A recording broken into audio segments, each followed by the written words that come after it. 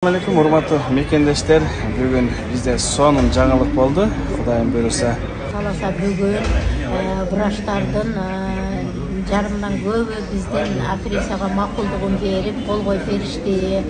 Эми Кудай кааласа аз күндүн ичинде комиссиялардан өтсөк, бизди дагы операцияга уруксат беришип, президенткага киребиз.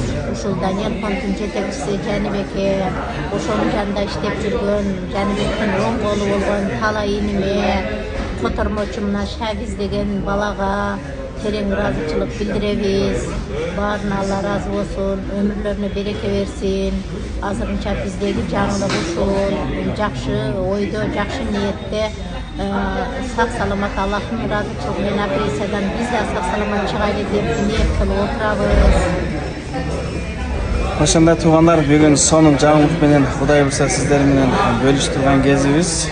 Кудай буйруса көптөн дуа кылып туруңуздар. Аллахтын буйруса операциялар жеңил өтүп, жакшы видеолорду сиздер менен бөлүшкөнгө Аллах таалам өзү насип кылсын.